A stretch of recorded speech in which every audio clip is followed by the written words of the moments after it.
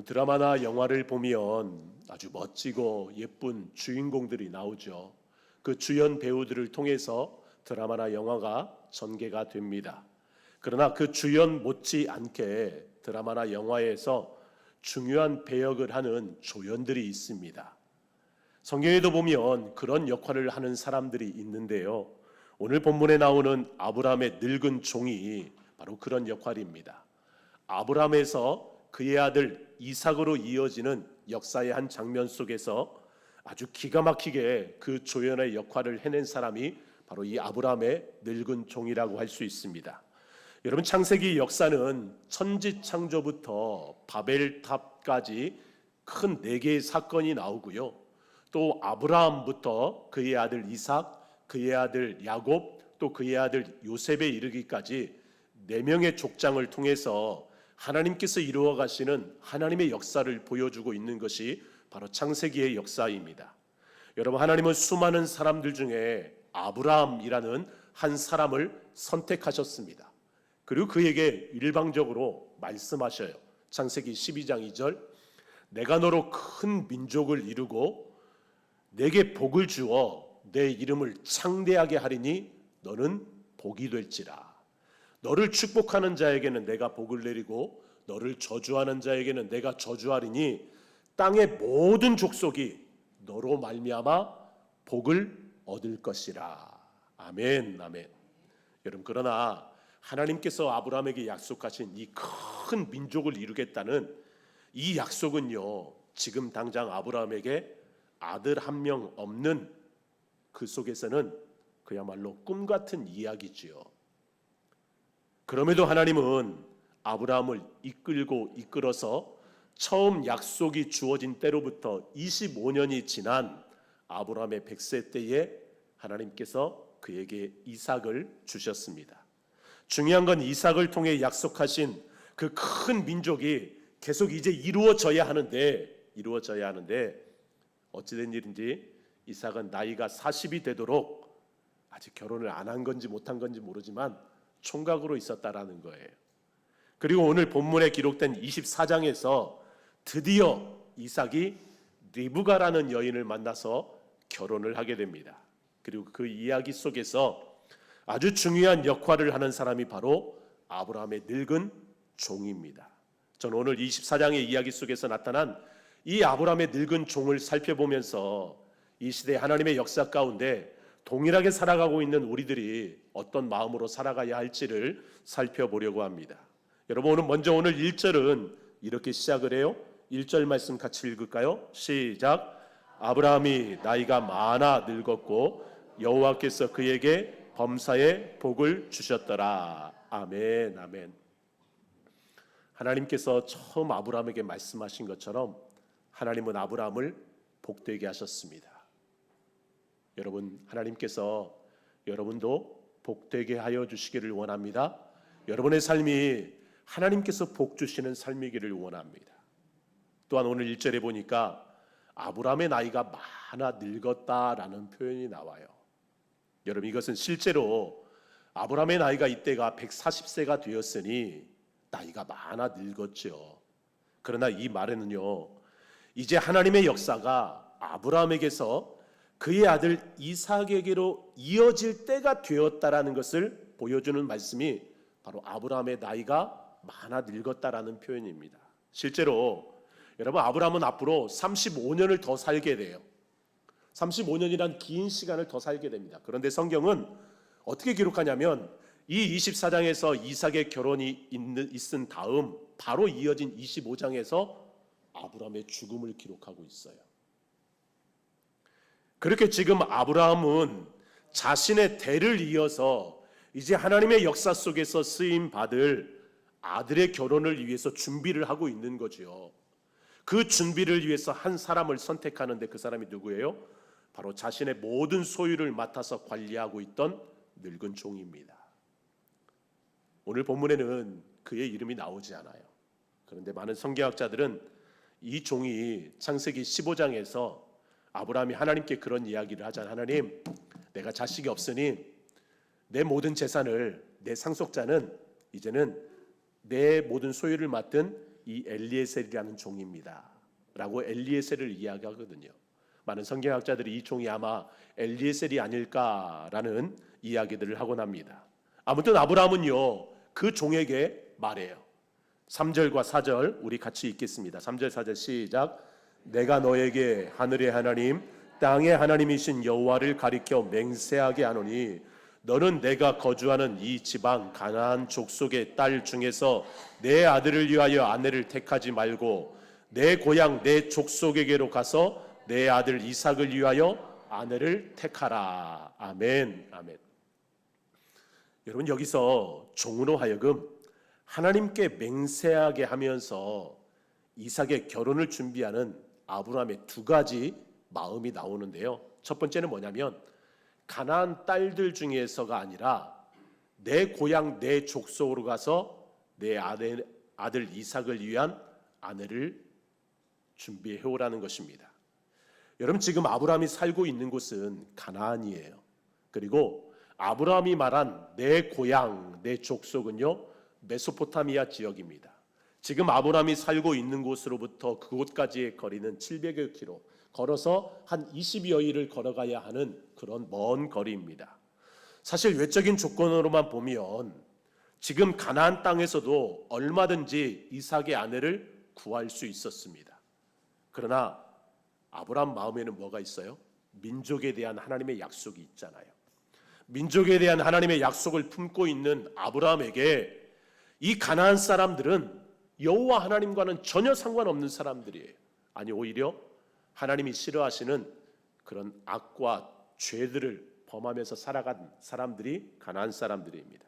그렇게 아브라함은요 그래도 신앙의 뿌리를 같이 가지고 있는 그 자기 족속에게 희망을 걸고 있습니다. 그래서 같은 신앙의 뿌리를 가진 자신의 족속에게로 가서 이삭의 아내를 구해 오라는 것이죠. 사랑하는 성도 여러분, 하나님의 백성으로 살아가는 우리들의 생각에 여러분 어떤 마음을 품어야 할까요? 세상 사람들과 똑같이 그런 생각을 품어서는 안 될 것입니다. 우리들은요 하나님께서 주신 마음이 있어요. 하나님께서 우리를 통해서 이루고자 하시는 그런 역사들이 있습니다. 그런 일들 속에서 하나님이 주신 마음을 품고 살아가야 합니다. 다른 사람들을 볼 때도 그런 마음을 품고 바라봐야 하는 것이죠.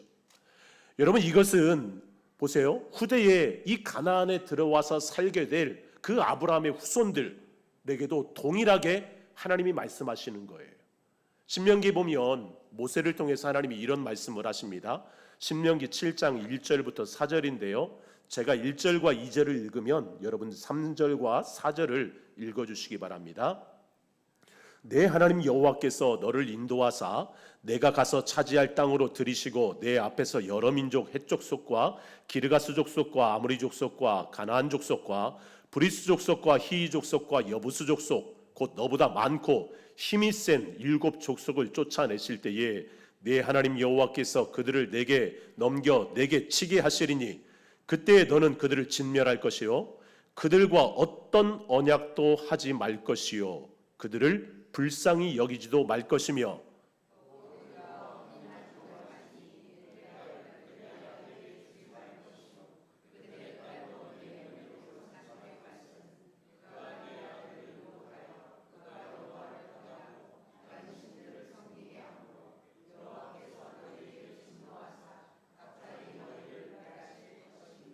아멘, 아멘.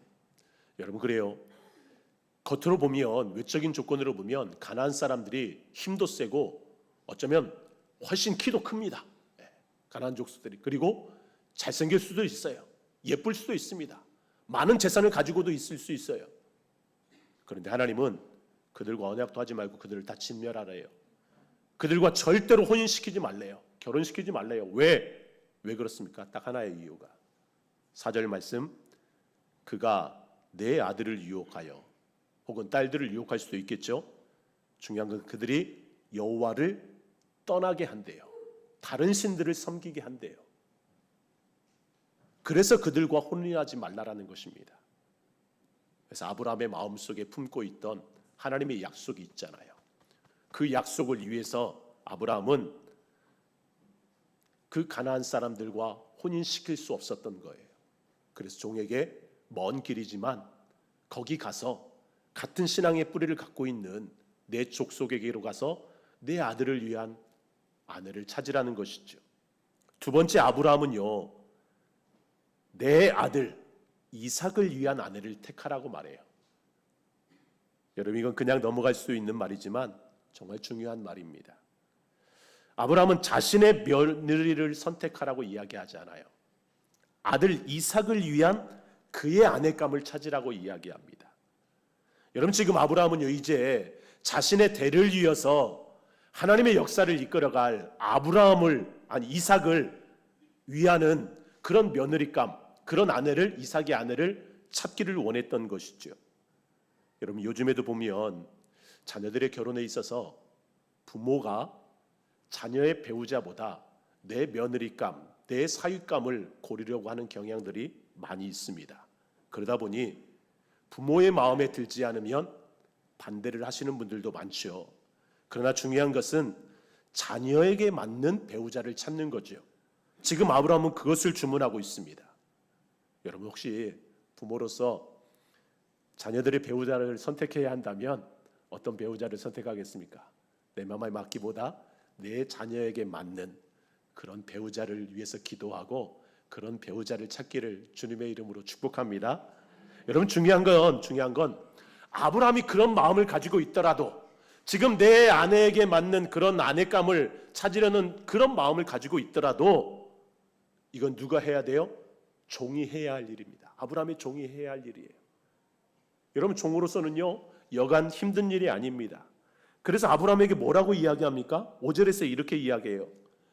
종이 이르되 여자가 나를 따라 이 땅으로 오려고 하지 아니하거든 내가 주인의 아들을 주인이 나오신 땅으로 인도하여 돌아가리이까? 주인님, 제가 기꺼이 수고하겠습니다. 20여일 걸어가서 이삭 도련님의 짝으로 괜찮은 여자를 만나면 제가 다 설명하고 그리고 데려오겠습니다. 그런데 혹시 안 오겠다고 하면 어떡할까요? 제가 다시 20여일을 걸어와서 이삭 도련님을 데리고 또 20일을 걸어가서 그렇게 제가 기꺼이 수고하겠습니다. 그러니 만약 안 온다고 하면 그렇게 할 수 있도록 허락해 주십시오라는 말이죠. 이 종은요, 기꺼이 그런 수고를 하겠다라는 거예요. 그런데 아브라함은 이 말에 단호하게 뭐라고 말합니까? 안 된다라는 거예요. 안 된다라는 거예요. 이삭을 절대로 데려갈 수 없다라는 것입니다. 그러면서 아주 중요한 말을 하는데요. 7절 말씀 함께 보겠습니다. 7절 같이 읽습니다. 시작. 하늘의 하나님 여호와께서 나를 내 아버지의 집과 내 고향 땅에서 떠나게 하시고 내게 말씀하시며 내게 맹세하여 이르시기를 이 땅을 내 씨에게 주리라 하셨으니 그가 그 사자를 너보다 앞서 보내실지라 내가 거기서 내 아들을 위하여 아내를 택할지니라. 아멘. 아브라함은요, 이 가나안 땅이 하나님이 주신 약속의 땅으로 믿었습니다. 그래서 이삭도 이 땅을 떠날 수 없다라는 것이죠. 더불어서 이야기하는 것이 뭐냐면 하나님께서 하나님의 사자를 너보다 앞서 보낼 것이다. 그리고 내 아들을 위하여 아내를 예비하실 거라는 거예요. 여러분, 지금까지 아브라함은요, 하나님께서 이삭을 어떻게 태어나게 하셨는지, 그리고 무엇보다 중요한 것은 모리아 산에서 하나님이 그 아들을 위한 양을 준비하셨잖아요. 하나님께서 어떻게 예비해 주셨는지를 너무나 실감나게 체험했고 경험했습니다. 당연히 이삭의 아내를 찾는 일 또한 하나님께서 예비해 주실 줄 믿고 있었어요. 그런데 중요한 것은 그 아브라함의 두 가지 요구사항을 들은 종의 행동이잖아요. 10절부터 보면, 우리가 읽지 않았지만 10절부터 보면 종이 이제 아브라함에게 맹세를 하고 낙타 10마리를 데리고 이끌고 이제 메소포타미아로 떠나게 됩니다. 그러면서 나타난 종의 두 가지 행동이 있어요. 이 종의 두 가지 행동을 저는 여러분과 함께 나누고자 합니다. 여러분, 첫 번째는요, 종은요, 주인의 믿음을 자신의 믿음으로 받아들였다라는 거예요. 말씀드린 것처럼 종은 이 일이 얼마나 어려운지를 알았습니다. 지금처럼 사진이 있는 것도 아니고 인터넷으로 이삭 검색해 보면 나오는 시대도 아닙니다. 그래서 만약에 안 되면 실물을 보여주기 위해서 이삭을 다시 데려가겠다고 했잖아요. 그런데 아브라함을 통해서 하나님이 주신 말씀은 뭐예요? 하나님의 사자가 너보다 앞서가겠다라는 거예요. 여러분, 이 말의 뜻은 뭐냐면 네 눈앞에서 너로 하여금 보게 하실 거라는 거예요. 누구를? 아브라함의 아내를. 너의 눈을 열어서 하나님께서 보게 하실 것이라는 것입니다. 그 말을 들은 아브라함의 종은 그대로 순종을 합니다. 여러분, 이런 아브라함의 종의 행동은요, 주인의 말이니까 어쩔 수 없이 따르는 그런 수동적인 행동이 아니에요. 종 또한 자신이 오랫동안 모시고 있던 아브라함이 어떤 믿음을 가지고 있는지를 알고 있었습니다. 그리고 그 믿음에 따른 행동을 하고 있는 것이죠. 여러분 보세요. 종이 길을 떠나서 메소포타미아 땅에 이르렀을 때에 가장 먼저 한 행동이 있었습니다. 우리 주인 너무해. 어떻게 나보고 이 넓은 곳에서 이삭 도련님의 아내를 찾으란 말이야. 이삭 도련님이 함께 왔으면 훨씬 쉬울 수도 있는데. 모르겠다. 어떻게 되면 되겠지 뭐. 여러분, 종은 그런 마음 품지 않았습니다. 그런 마음 품었다면 불평하고 불만했겠죠. 그런데 12절에서 그 종이 보인 행동은 무엇입니까? 우리 12절을 같이 읽겠습니다. 12절 시작. 그가 이르되 우리 주인 아브라함의 하나님 여호와여 원하건대 오늘 나에게 순조롭게 만나게 하사 내 주인 아브라함에게 은혜를 베푸시옵소서. 하나님, 제 주인 아브라함의 믿음 아시지요? 그 믿음 가지고 저도 왔습니다. 저로 하여금 순조롭게 만나게 해주십시오. 그래서 내 주인 아브라함에게 은혜를 베풀어 주십시오. 여러분, 이 종은요 자기 자신이 없어요. 온전히 지금 하나님의 역사를 이루어가는 그 주인공으로 서 있는 아브라함 그리고 이삭을 위해서 지금 수고하고 있는 거죠.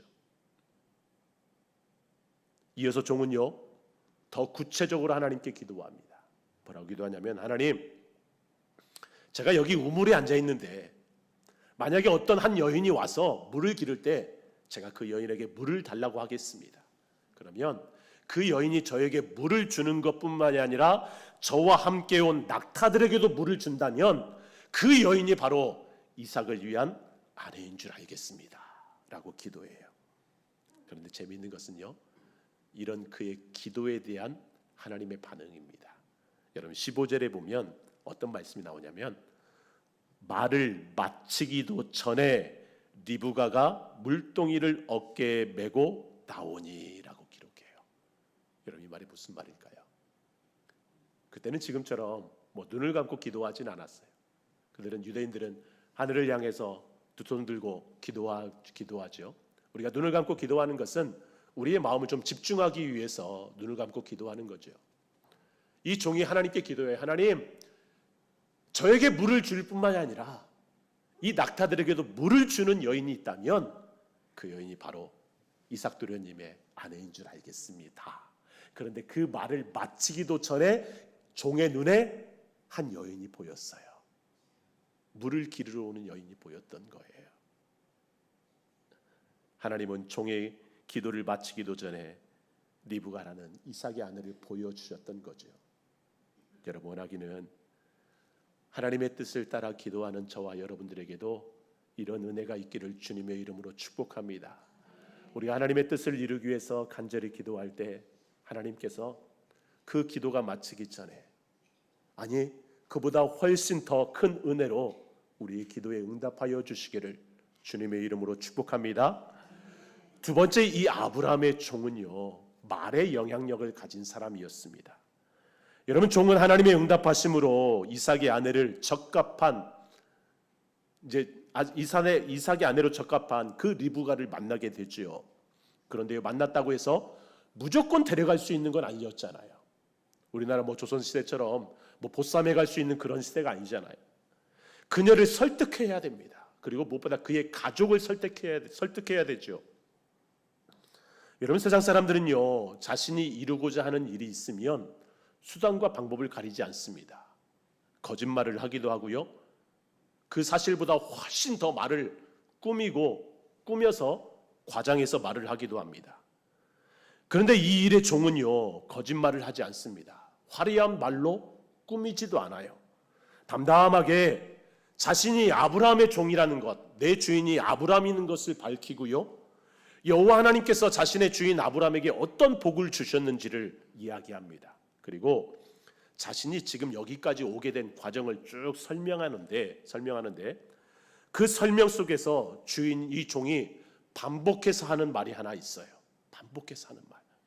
히브리어 원어로는 찰라흐라는 말입니다. 찰라흐라는 말인데 이것이 다르게 좀 번역이 되어 있어요. 21절과 40절에 보면 평탄한 길로 번역이 되어 있고요, 42절에서는 형통함, 그리고 56절에서는 형통한 길로 번역이 되어 있습니다. 여러분, 이 말이 무슨 말일까요? 지금 이 종은요, 리브가와 그의 가족에게 이야기를 하고 있는데 어떤 이야기를 하냐면 여호와 하나님께서 이 모든 일들을 이끌어 주셨다라는 것을 이야기하고 있습니다. 자신이 이 먼 길을 고생하면서 왔다라고 이야기하지 않아요. 자신의 주인 아브라함이 대단한 어떤 부자다라는 것을 이야기하지 않습니다.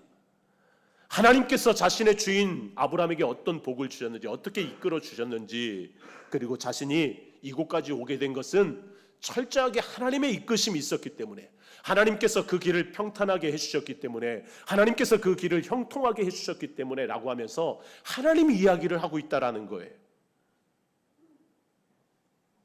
사랑하는 성도 여러분, 저와 여러분들을 통해서 이런 고백이 많아지기를 주님의 이름으로 축복합니다. 우리는 하나님 이야기를 해야 되죠. 한 가지 더 묵상할 것은요, 성경에는 기록되어 있지 않지만 이제 종이 리브가와 함께 다시 이삭에게로 데려오잖아요. 이제 데려오는데, 그 리브가를 데려오는데 며칠을 걸어와야 돼요. 다시 20여일을 또 걸어와야 돼요. 그러면 그 걸어오는 20여일 동안 리브가는 이삭에 대해서 궁금하지 않겠어요? 나중에 보면 이 리브가가 쌍둥이를 임신하고 이제 하나님의 역사 속에서 아주 중요한 인물로 또 하나님께 쓰임받게 되잖아요.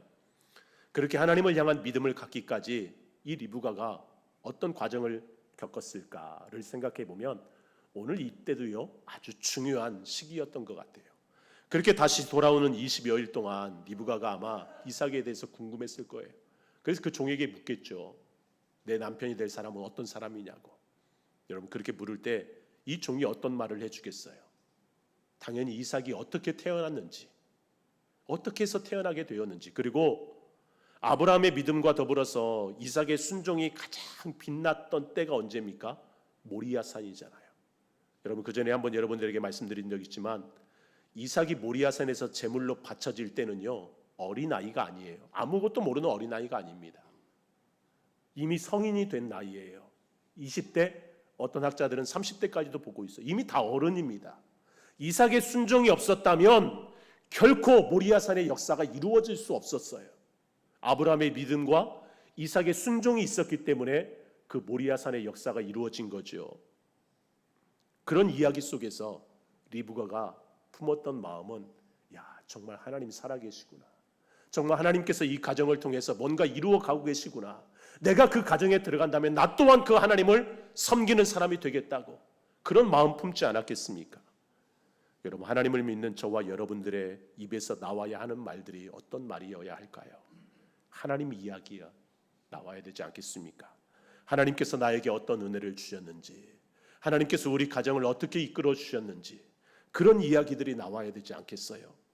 내 이야기하고 내가 어떻게 살았는데 그런 말이 아니라 하나님께서 우리를 어떻게 이끌어 주셨는지, 그런 말과 행동이 저와 여러분들에게 영향력 있는 말이 되어서 정말 많은 사람들을 신랑 되신 예수 그리스도로 인도하는 그런 삶이 되기를 주님의 이름으로 축복합니다.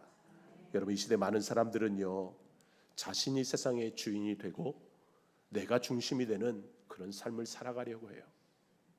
그런 이 시대 속에서 하나님을 믿는 우리들에게 필요한 삶은 어쩌면 이름도 없지만 아무런 그런 힘도 없지만 그저 자신의 주인이 가졌던 그 믿음을 따라서 하나님을 믿고 또 하나님께서 형통케 하신 그 길을 걸어감으로 인해서 다른 사람들에게 정말 영향력 있는 삶을 살았던 이 아브라함의 종과 같은 그런 모습이 아닐까요? 원하기는 저와 여러분들이 이런 사람으로 하나님의 역사 속에서 쓰임받는 그런 삶을 살아가기를 주님의 이름으로 축복합니다.